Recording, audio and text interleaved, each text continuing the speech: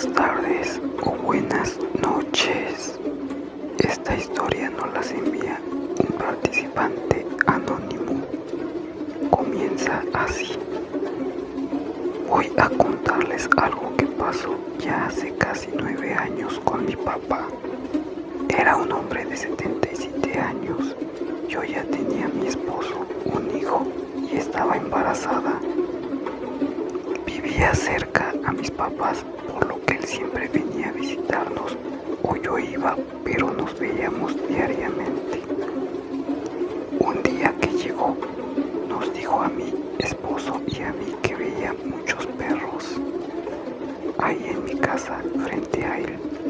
Incluso los contó y eran como 14.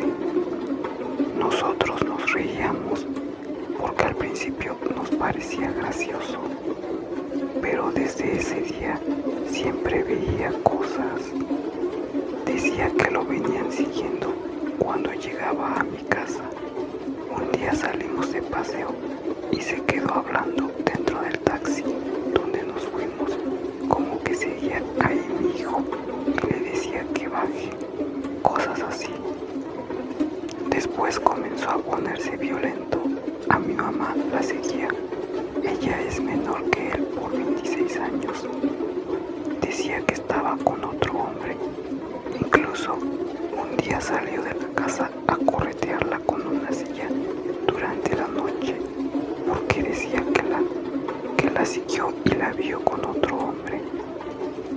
Mi mamá se refugió en mi casa y con mucha pena yo tuve que cerrar y no dejarlo entrar. Él siempre fue celoso, pero ahora veía cosas.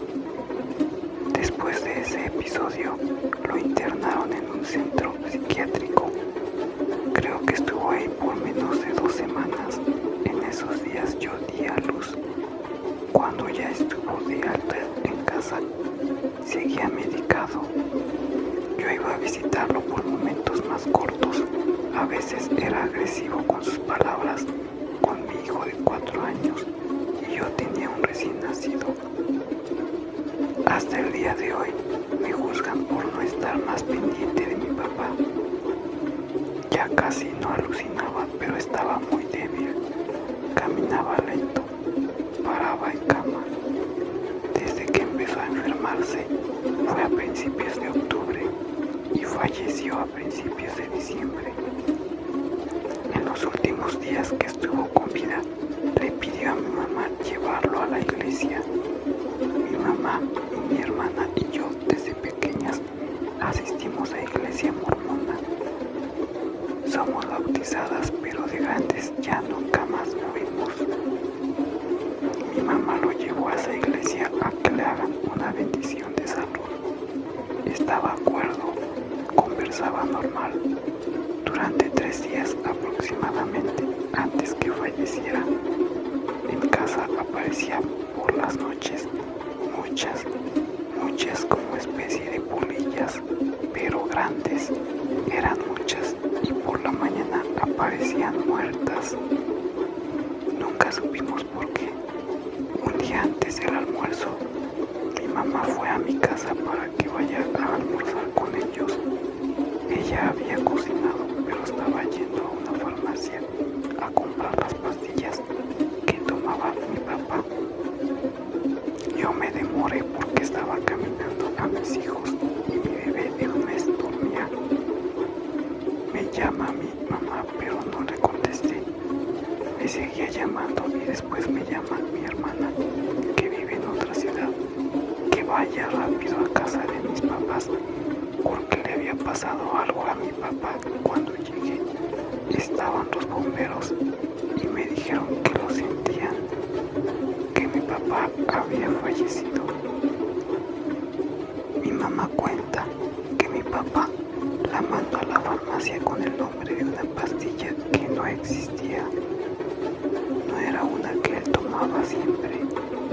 Ella se quedó conversando con la señorita de la farmacia porque la conocía, ya que mi papá iba a inyectarse siempre.